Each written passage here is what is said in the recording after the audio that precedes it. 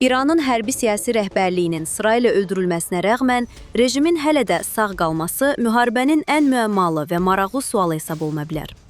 Xameneyi və təpədəkilərin aradan götürülməsindən sonra sistemi idarə edənlər, yaxud idarə etdiyi görünən fiqurlar da eyni aqibətlə üzləşir. Lakin İranın müqaviməti hələ də davam edir. Bu necə baş verir? Bunun iki əsas səbəbdən qaynaqlandığını demək mümkündür. Birinci, rejimin idarə etmə sistemi. İkinci, müharibədə tətbiq edilən taktika. Teokratik rejimin təpəsində ali dini lider dayansa da, əsas idarə etmə, beyt adlanan mərkəz tərəfindən həyata keçirilir. Bu, dini liderin olmaması, yaxud öldürülməsi, eləcə də hərbi siyasi rəhbərliyin bu və ya digər səbəblərdən təcrid edilməsi halında idarə aparatının işləməsini təmin edən sistemdir.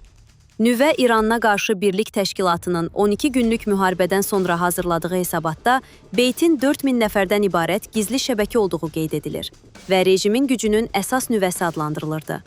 Kölgə aparatı rolunu oynayan bu şəbəkə ölkədə bütün sferalara nəzarət edir. Daxili təhlükəsizlikdən tutmuş, xarici siyasətə qədər hər bir mühüm qərarın qəbulunda həlledici rol oynayır. Beytin aşağı halqası hesab olunan 40 minə yaxın şəxs isə bütün strukturlarda yerləşir. Bu sistem, teokratik rejimin rəhbərliyinin öldürülməsi halında dərhal əvəzlənməsi və sistemin davamlılığının təmin olunması imkanları yaradır. İran müharibədə də bu sistemin praktiki formada tətbiqinə əsaslanan doktrina üzrə hərəkət edir. Bu, Xarici İşlər Naziri Abbas Araqçının müharibənin ilk günlərində açıqladığı mərkəzləşdirilməmiş mozaika müdafiəsi taktikasıdır. Bu taktika, mərkəzi komandanlıq olmadan döyüş qabiliyyətini davam etdirmək və rejimin yaşamasını təmin etməkdir. Silahlı qüvvələrin, ordu, sepah və digər strukturların rəhbərliyi öldürülərsə, aşağı rütbəlilər dərhal onları əvəz edir. Yerlərdə komandirlər mərkəzi məlumatlandırmadan, yaxud hansısa təlimatı gözləmədən hərəkət edirlər. Məlumatlara görə İran bu planı ABŞ-ın İraqa müdaxiləsindən sonra hazırlayıb. 20 illik planda komandanlığın əvəz edilməsinin, eləcə də alt birliklərdə komandirlərin əmr almadan hansı addımları atacağının detalları yer alır.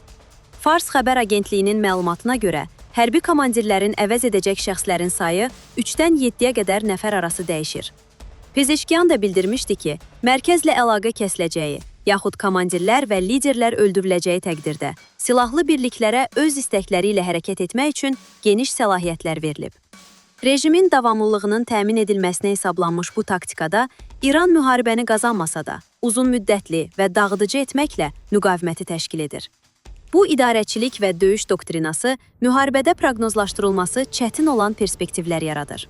A. Amerika və İsrail hava zərbələri ilə İranı tamamilə məhv etsə, eləcə də bütün hərbi siyasi rəhbərlik aradan götürülsə belə, rejim davamlılığını saxlamaq imkanlarına malikdir. B. Hakimiyyətin dəyişməsinin mümkün yolu kimi görünən quru əməliyyatında belə, İran dərinliklərində rejim qüvvələri ilə döyüşün nəticələri dumanlıdır. Mərkəzləşdirilməmiş mozaika müdafiəsinin İran region üçün riskləri də var.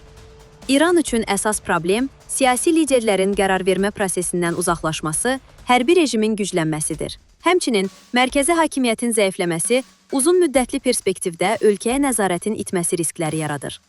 Region üçün əsas problem gedişində başsız qalan rejim qüvvələrinin qonşu ölkələrə hücumlar təşkil etməsi, müharibə arealının genişlənməsidir. Bütün bunlar mümkün razılaşma olmayacağı təqdirdə, bu hələ ki qeyri-real görünür. İran müharibəsinin uzun müddət davam edəcəyi və regional təhlükəsizliyə ciddi təhdidlər yaradacağını da deməyə əsas verir. Siyasi şərhçi Asif Nərimanlı.